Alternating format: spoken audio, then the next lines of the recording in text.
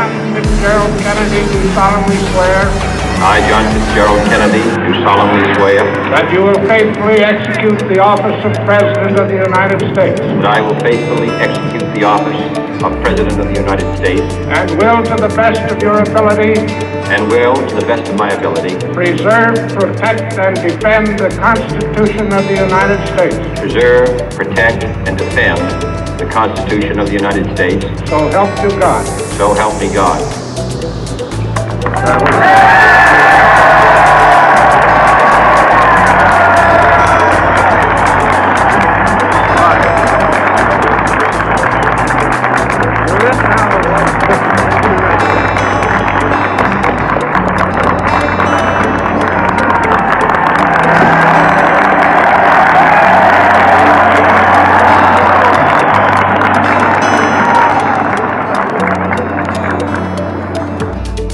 Vice President Johnson, Mr. Speaker, Mr. Chief Justice, President Eisenhower, Vice President Nixon, President Truman, Reverend clergy, fellow citizens. We observe today not a victory of party, but a celebration of freedom, symbolizing an end as well as a beginning, signifying renewal as well as change. For I have sworn before you and Almighty God the same solemn oath our forebears prescribed nearly a century and 3/4 ago.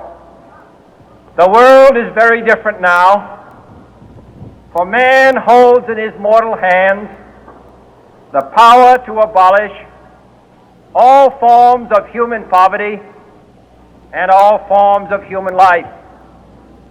And yet the same revolutionary beliefs for which our forebears fought are still at issue around the globe. The belief that the rights of man come not from the generosity of the state, but from the hand of God. We dare not forget today that we are the heirs of that first revolution. Let the word go forth from this time and place to friend and foe alike that the torch has been passed to a new generation of Americans born in this century, tempered by war, disciplined by a hard and bitter peace, proud of our ancient heritage, and unwilling to witness or permit the slow undoing of those human rights to which this nation has always been committed and to which we are committed today at home and around the world.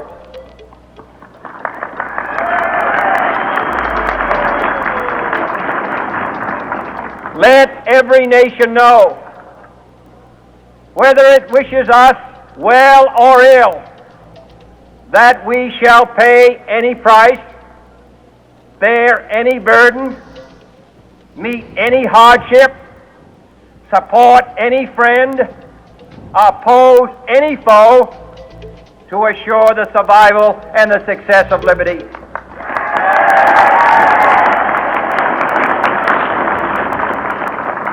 This much we pledge and more. To those old allies whose cultural and spiritual origins we share, we pledge the loyalty of faithful friends. United, there is little we cannot do in a host of cooperative ventures. Divided, there is little we can do, for we dare not meet a powerful challenge at odds and split asunder. To those new states whom we welcome to the ranks of the free, we pledge our word that one form of colonial control shall not have passed away, merely to be replaced by a far more iron tyranny. We shall not always expect to find them supporting our view, but we shall always hope to find them strongly supporting their own freedom, and to remember that in the past, those who foolishly sought power by riding the back of the tiger ended up inside.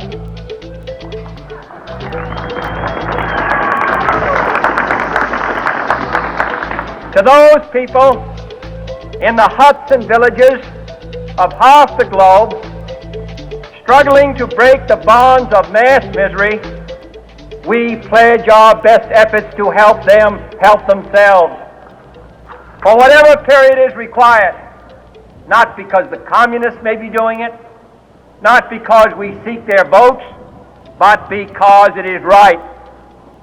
If a free society cannot help the many who are poor, it cannot save the few who are rich.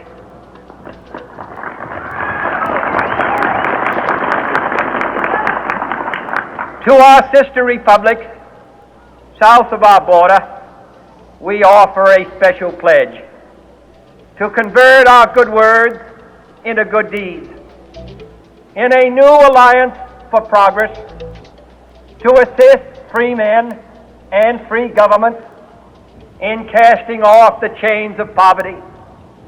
But this peaceful revolution of hope cannot become the prey of hostile powers. Let all our neighbors know that we shall join with them to oppose aggression or subversion anywhere in the Americas. And let every other power know that this hemisphere intends to remain the master of its own house.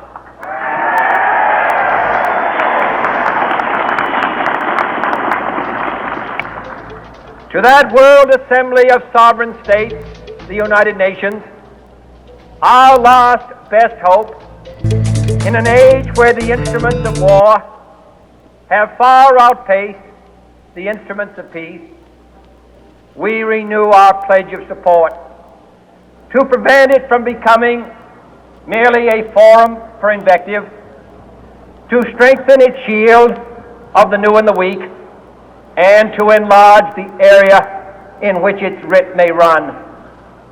Finally, to those nations who would make themselves our adversary, we offer not a pledge, but a request that both sides begin anew the quest for peace. Before the dark powers of destruction, unleashed by science, engulf all humanity in planned or accidental self-destruction, we dare not tempt them with weakness, for only when our arms are sufficient beyond doubt can we be certain beyond doubt that they will never be employed. But neither can two great and powerful groups of nations take comfort from our present course, both sides overburdened by the cost of modern weapons, both rightly alarmed by the steady spread of the deadly atom, yet both racing to alter that uncertain balance of terror that stays the hand of mankind's final war. So let us begin anew, remembering on both sides that civility is not a sign of weakness, and sincerity is always subject to proof. Let us never negotiate out of fear, but let us never fear to negotiate.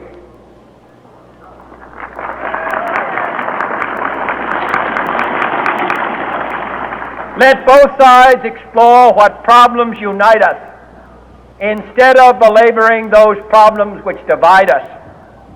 Let both sides, for the first time, formulate serious and precise proposals for the inspection and control of arms, and bring the absolute power to destroy other nations under the absolute control of all nations.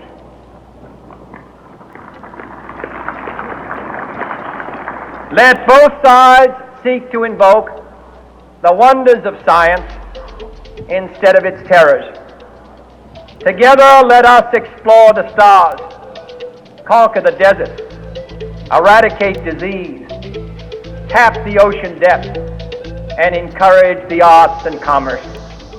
Let both sides unite to heed in all corners of the earth the command of Isaiah to undo the heavy burden and let the oppressed go free.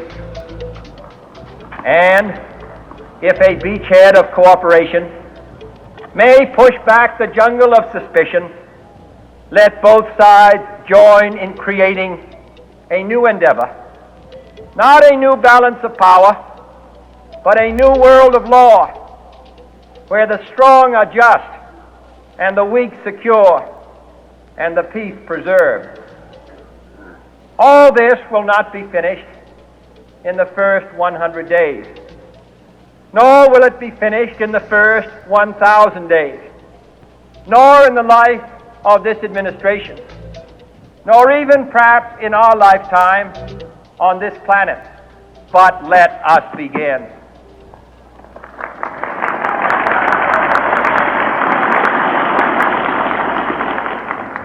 In your hands, my fellow citizens, more than mine, will rest the final success or failure of our course. Since this country was founded, each generation of Americans has been summoned to give testimony to its national loyalty.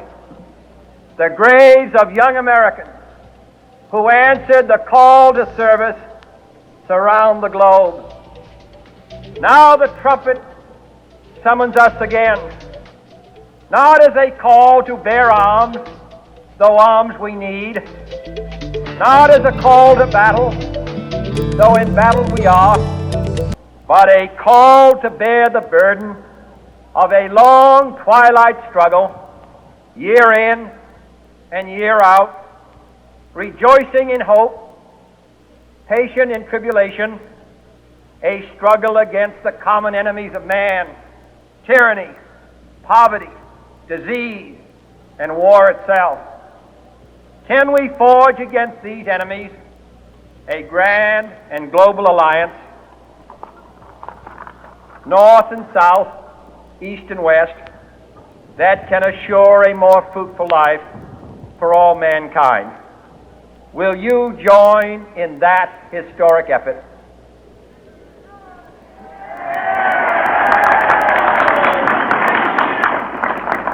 In the long history of the world, only a few generations have been granted the role of defending freedom in its hour of maximum danger. I do not shrink from this responsibility. I welcome it.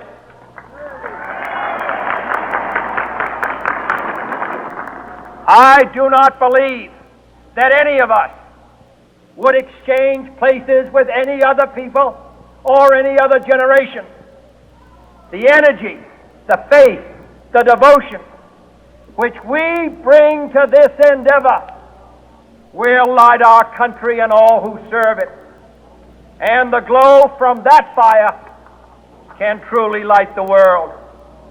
And so, my fellow Americans, ask not what your country can do for you, ask what you can do for your country.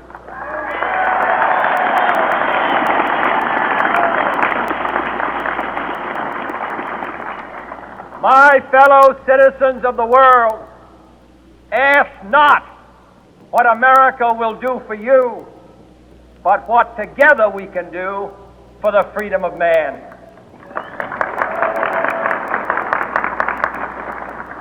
Finally, whether you are citizens of America or citizens of the world, ask of us here the same high standards of strength and sacrifice which we ask of you.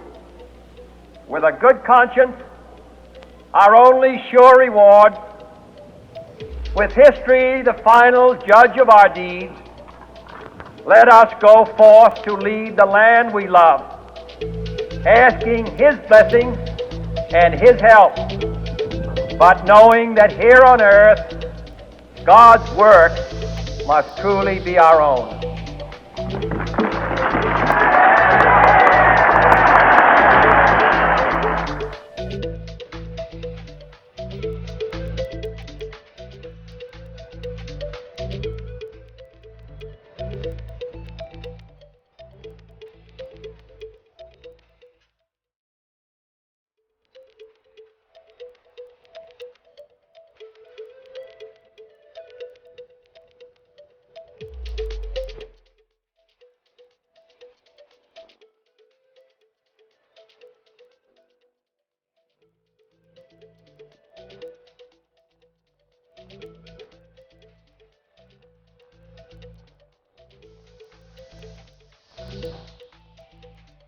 Thank